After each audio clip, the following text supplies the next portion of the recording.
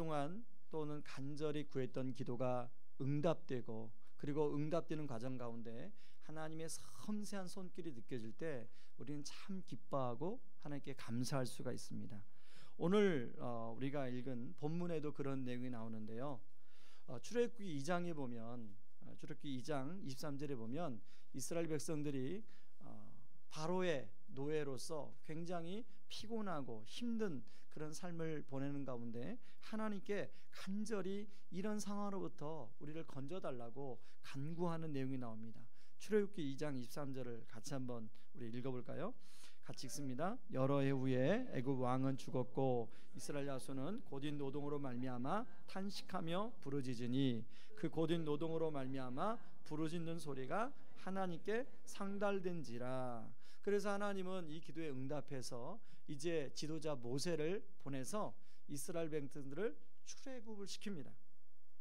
그리고 출애굽을 그냥 시켜서 이제 가나안 땅으로 인도하는데, 여러분 200만 명 정도가 이제 출애굽 애굽에서 나와서 가나안 땅으로 가는 수많은 여정이 있을 텐데, 문제는 일교차가 너무 심한 거예요. 낮에는 굉장히 뜨겁고 밤에는 굉장히 춥고. 그래서 오늘 본문에 보니까 하나님이 낮에는 뜨거움으로부터 보호하기 위해서 구름 기둥을 예비하시고, 밤에는 그 추위로부터 보호하기 위해서 불 기둥을 예비하시는 내용이 나와요. 여러분 출애굽기 13장 21절, 바로 우리가 읽은 앞장이죠. 21절을 읽어보시면 여호와께서 그들 앞에서 가시며 낮에는 구름 기둥으로 그들의 길을 인도하시고 밤에는 불 기둥을 그들에게 비추사 낮이나 밤이나 진행하게 하시니. 여기까지는 모든 게 감사했어요. 모든 게 좋았어요. 그런데 이제 14장으로 넘어가서 보면 이스라엘 백성들이 14장에 나와서 진을 친 곳이 나오는데요. 아까 우리가 그 읽을 때 참 14장 2절 어려웠잖아요.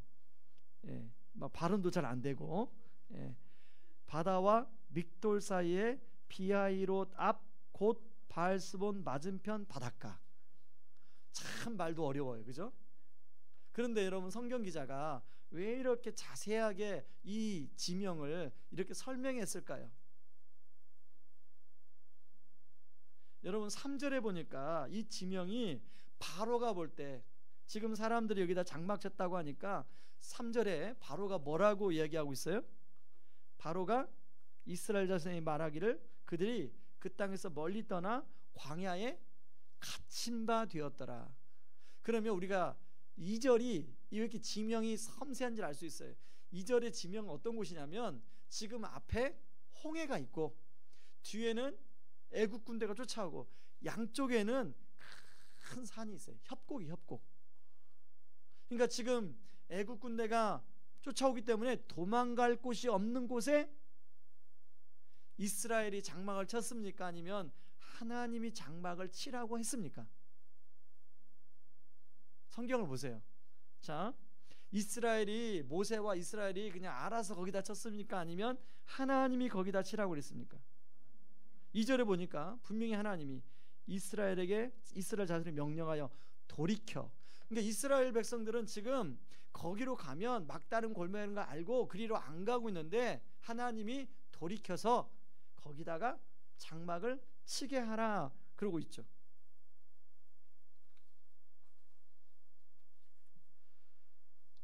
여러분 바로가 이것을 알고 지금 군대를 보내서 지금 거기에 장막을 쳐서 이제 텐트를 받고 이제 뭔가 거기서 좀 쉬려고 하는 이스라엘 백성들을 향해서 바로가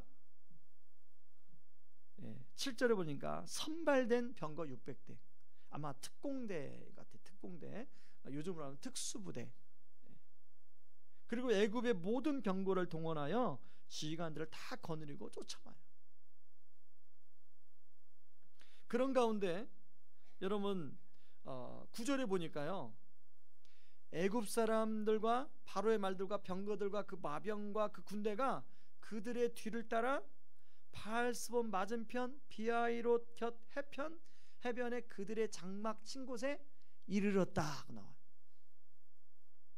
여러분, 자, 애굽 군대가 멀리 있을 때도 두려웠겠지만 애굽 군대의 말발굽 소리가 들리는 정도에 있을 때 어땠을까요? 이스라엘 백성들의 마음이. 자, 여러분 바로 10절, 11절, 12절에 보면 이스라엘 백성들의 반응이 나와요.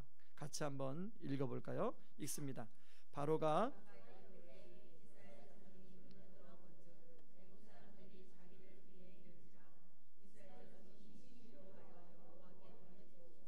그들이 또 모세에게 이르되 애굽에 매장지가 없어서 당신이 우리를 이끌어내어 이 광야에서 죽게 하느냐? 어찌하여 당신이 우리를 애굽에서 이끌어내어 우리에게 이같이 하느냐?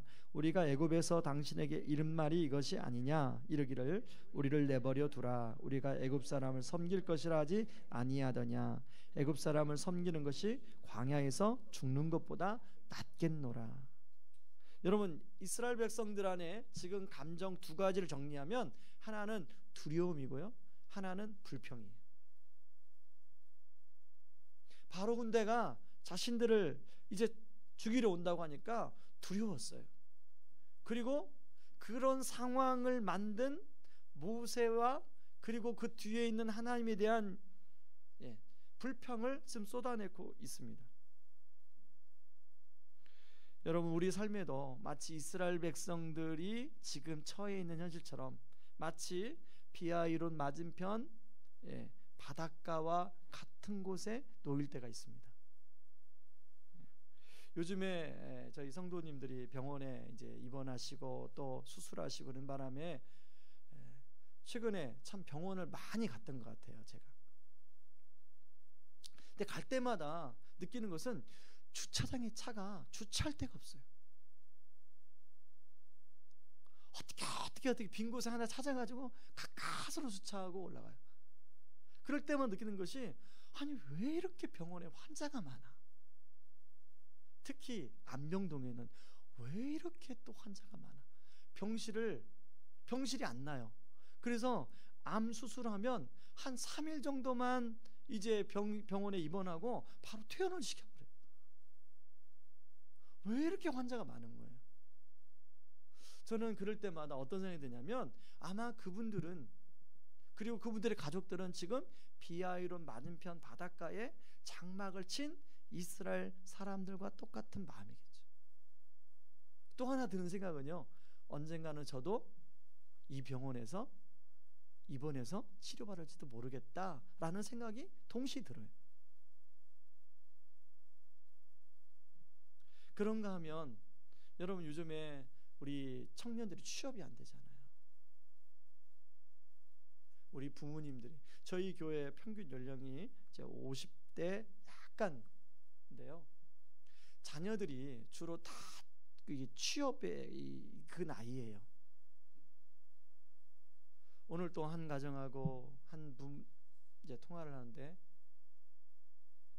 자녀가 그 취업이 안 돼서 겪는 그 부모의 그 고통이 그 전화 너머로 그대로 전해져 오는 거예요.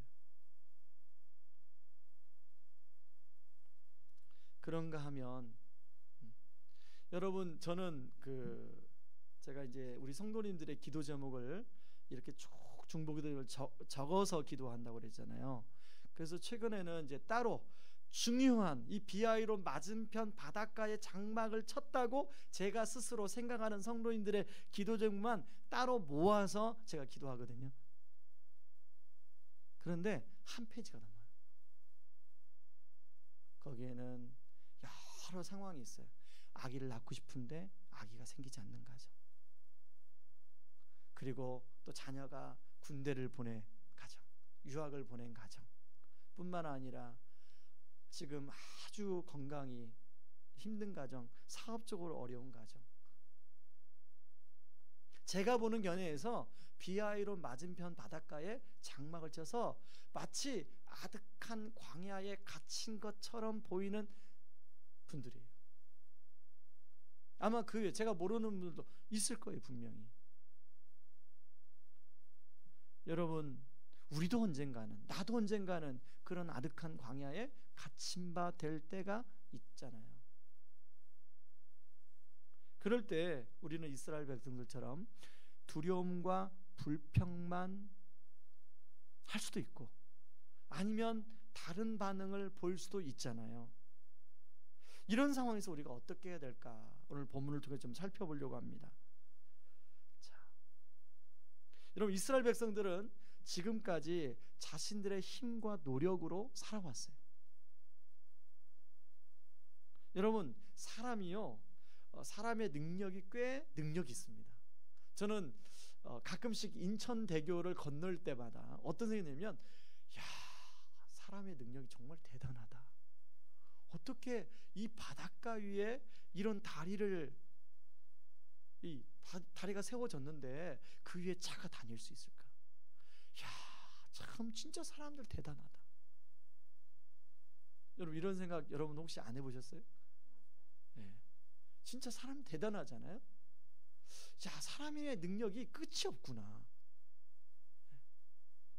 여러분, 그 당시에 이스라엘 백성들은 바로의 건축물들을 벽돌과 지푸라기를 가지고 섞어 가지고 바로의 건축물을 졌어요. 우리가 지금 애굽의 이집트의 피라미드, 그들이 피라미드를 졌는지 모르지만 그 당시에 그런 건축물들을 바로 이 이스라엘 백성들이 졌어요. 그렇기 때문에 이스라엘 백성들이 그 건축물을 지면서 야, 세워진 걸 보고 야, 우리의 능력이 대단하다. 이렇게 그런 생각과 가치관 속에 살아왔어요. 그런데요, 의외로 또 인간이 약한 것이 인간입니다. 세월을 좀 살다 보면 여러분, 우리가 한계를 느낄 때가 있어요. 어떨 때는 막 무한한 능력이 있다가 생각하기도 하다가 어떨 때는 굉장히 사소한 것에 한계를 느낄 때가 있어요. 내 눈으로 잘 안 되는 것을 발견할 때가 있습니다. 저희 집에 새 아이들하고 대화하다 보면요, 이 새 아이들은 자기 능력으로 세상이 다 된다고 생각해요.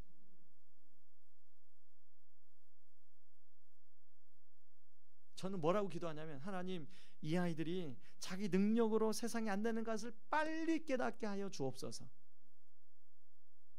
지난주 수요일날 우리 아르바이트 얘기를 했잖아요. 포기를 했더라고요. 곰곰이 생각을 하고.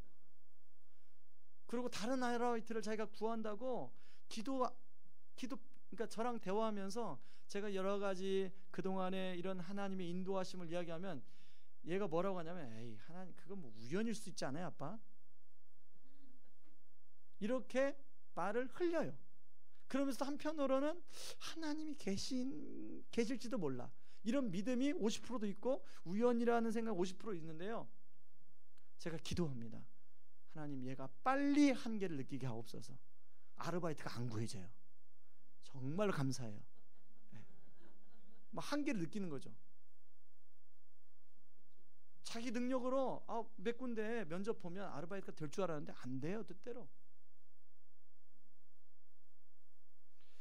여러분, 그 아이만 그런 게 아니라 여러분, 우리가 살다 보면 내 능력으로 안 된다는 것을 느끼는 시점이 있어요. 그때 우리가 좌절하기나 낭망하기 쉬운데요, 지금 이스라엘 백성들은 가나안 땅까지 가는 동안에 자기의 한계가 넘실거리는 광야를 통과를 해야 돼요. 그렇게 되면 지금 이스라엘 백성들이 느꼈던 두려움과 불안은 끝없이 몰려올 거예요. 하나님은 이것을 아시고 지금 자신들의 힘만으로 살아갈 수 있다고 생각하는 이스라엘 백성들의 생각을 지금 깨트리고 있어요. 이 비아이론 맞은편 바닷가, 하나님이 돌이켜서 비아이로 맞은편 바닷가에 장막을 치게 하라 하신 이유가 거기 있어요. 자기들의 힘으로는 도저히 살아갈 수 없다는 것을 하나님 깨닫게 하고 있었어요. 바로의 군대가 오니까 도망갈 데가 없잖아요. 그러니까 두려움과 불평할 수밖에 없잖아요. 그런데 13절 14절에 뭐라고 나옵니까? 같이 한번 읽어보시죠. 모세가 백성에게 이르되 너희는 두려워하지 말고 가만히 서서 여호와께서 오늘 너희를 위하여 행하시는 구원을 보라. 너희가 오늘 본 애굽 사람을 영원히 다시 보지 아니하리라. 여호와께서 너희를 위하여 싸우시리니 너희는 가만히 있을지니라. 이스라엘 사람들은 그동안에 가만히 있는 스타일이 아니에요. 뭐라도 자기가 해가지고 자기가 그것을 이루어야 되는 그런 가치관 속에 살아왔어요. 그런데 뭐라고 해요? 하나님이 너희는 가만히 있을지니라. 두려워하지 말고 서서 여호와께서 오늘날 너희를 위하여 행하시는 일을 보라고 이야기하고 있는 거죠. 여러분, 이스라엘 백성들은요, 나름대로 그 상황에서 만약에 누군가가 우리를 도와준다면 이렇게 도와줬으면 좋겠다라고 생각을 했을지도 몰라요. 여러분, 우리가 이런 상황에 놓일 때 여러분, 우리는 하나님 이렇게 누구를 통해서 이렇게 도와줬으면 좋겠습니다. 하나님 그 사람의 마음을 바꿔 주시옵소서, 이런 기도 합니까, 안 합니까? 나름대로 우리가 생각할 수 있는 대안을 가지고 하나님께 막 기도해요. 그런데 놀라운 것은 하나님은 우리가 생각하는 방식으로 일하지 않으셔요. 우리가 나름대로 생각한 어떤 대안들이 쭉 있는데 그 대안을 기가 막히게 피해가지고 하나님 일하세요. 상상을 초월해서 하나님 일하시죠. 15절에 보세요. 15절에 보니까 모세도 하나님이 어떻게 도와줄지를 생각 못했던 것 같아요. 그냥 그 상황에서 그냥 하나님께 부르짖기만 하고 있어요.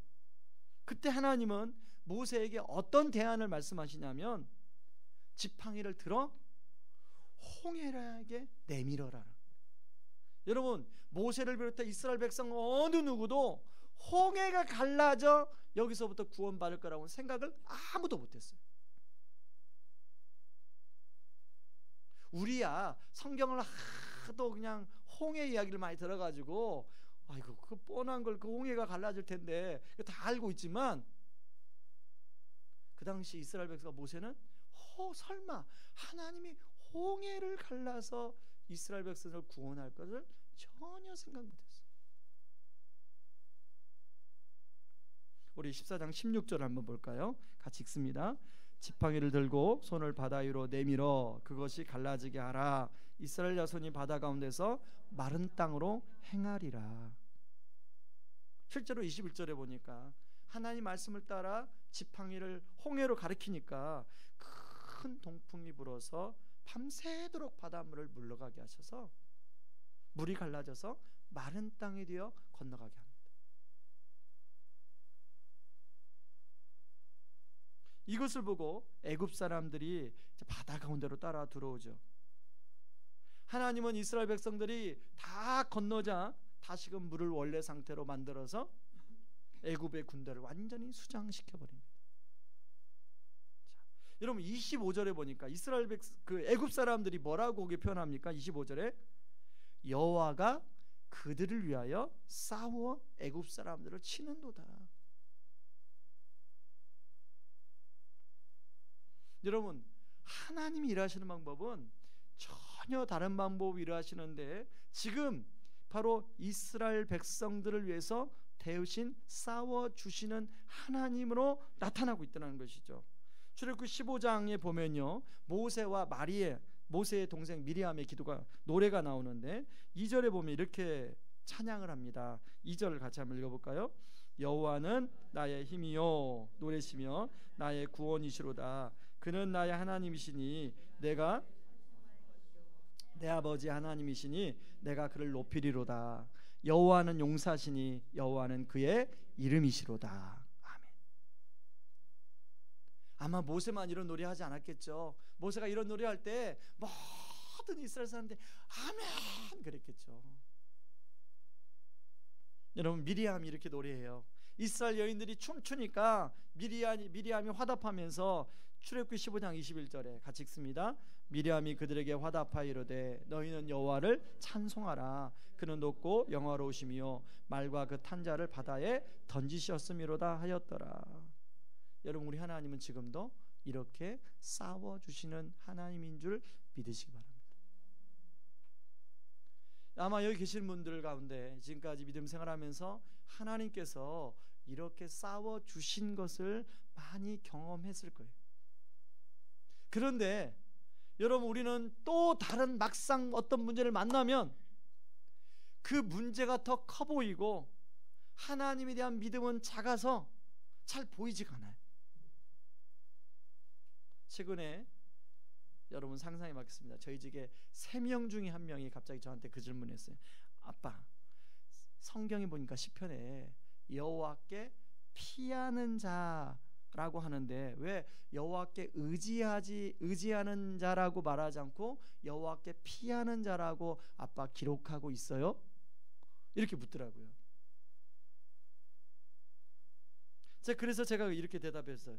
비가 갑자기 오는데 우산이 없으면 비를 맞으니까 건물 밑으로 우리가 피하지 않니? 아마 시인이 어떤 어려움 속에 있는데 여호와께 의지하는 것이라는 표현보다 여호와께 피한다는 표현이 훨씬 더 마음이 와닿게 느껴져서 그렇게 표현했을 거야. 여러분, 여호와께 의지하는 게 쉽습니까? 여호와께 피하는 게 쉽습니까? 예, 여호와께 의지하려면 뭔가 내가 힘을 막 들여가지고 의지를 해야 되는데 피하면 그냥 가서 피하면 되는 거예요. 여러분, 기도는 여호와께 피하는 거예요. 폭우가 내리는데 기도는 여호와께 피하는 거예요. 여러분, 오늘 이 여호와께 피하기 위해서 이 자리에 나오신 여러분들을 주님이 은혜를 줄 줄 믿습니다.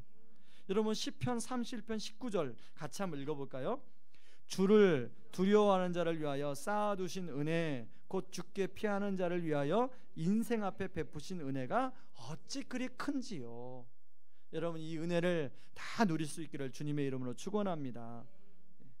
이렇게 하나님의 은혜를 누릴 때요, 하나님이 우리에게 주시고자 하는 것이 있는데 그게 뭐냐면 하나님에 대한 경외감이 회복이 되는 것이죠. 여러분, 인간은 누구나 편안한 삶을 추구하고 싶어하고 그런 경향을 갖고 있습니다. 이스라엘 백성들에도 있었어요. 그런데 여러분, 주변의 상황이 이스라엘 백성들을 편안하게 살도록 내버려 두지 않았어요.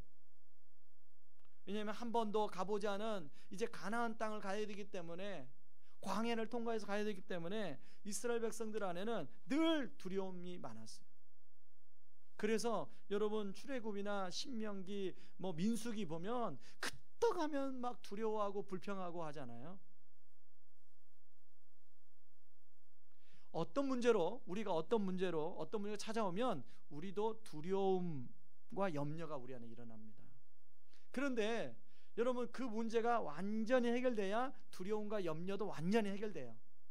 근데 주로 우리가 인생의 문제라고 느끼는 건요, 쉽게 해결 잘 안 돼요. 또 시간도 길어요, 그게. 그래서 그 문제가 해결될 때까지는 두려움과 염려가 사라졌다 생겼다, 사라졌다 생겼다, 사라졌다 생겼다 끊임없이 반복돼요.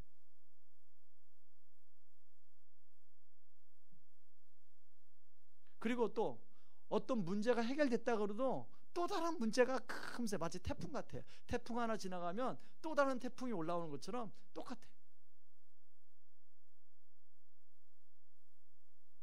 그렇다면 이런 두려움과 염려로부터 우리가 완전히 자유로워지기 위해서는 어떻게 해야 됩니까? 이것을 극복하기 위해서는 어떤 상황이나 사람을 두려워하는 것이 아니라 진짜 두려워해야 할 분, 그분을 두려워하면 나머지는 사실은 두려워하지 않을 수 있다는 것이죠. 그래서요, 이것을 경외감이라고 하는데, 여러분, 출애굽기 14장 31절에 마무리하면서 뭐라고 얘기합니까? 이스라엘 백성들이 같이 읽습니다. 이스라엘이 여호와께서 애굽 사람들에게 행하신 그 큰 능력을 보았으므로 백성이 여호와를 경외하며 여호와와 그의 종 모세를 믿었더라. 하나님은 이스라엘 백성들을 이제 가나안 땅으로 이끌어 가야 돼요. 근데 수많은 두려움과 염려들이 존재하는 땅이에요. 그 땅은 광야를 통과해야 되기 때문에.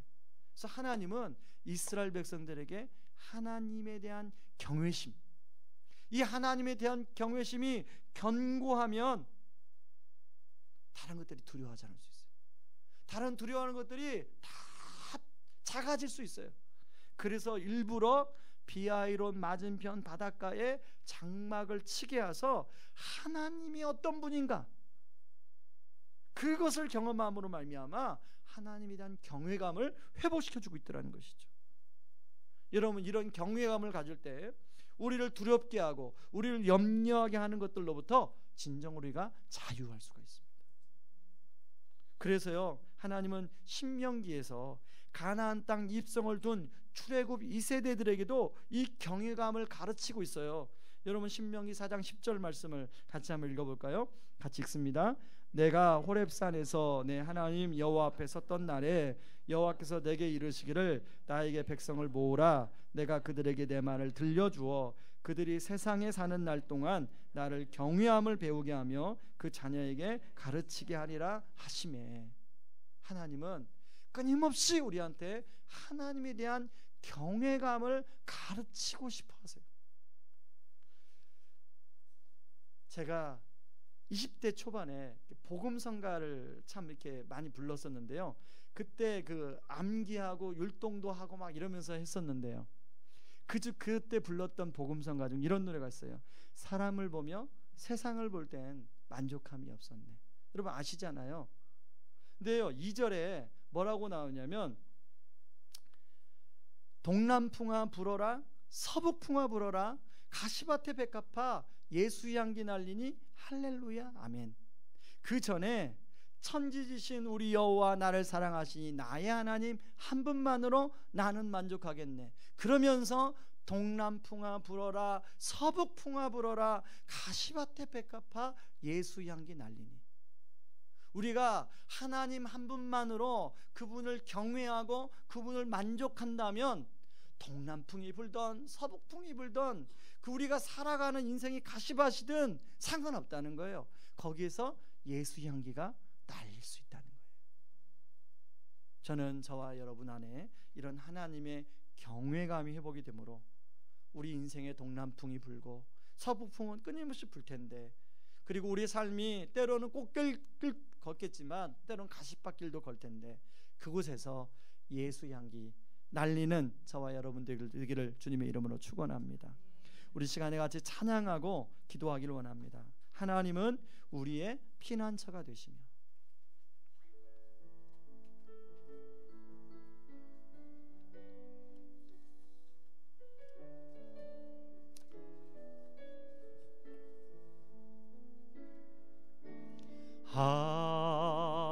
하나님은 우리의 피난처가 되시며 환난 중에 우리의 힘과 도움이시라. 한 번 더, 하나님은 우리의 피난처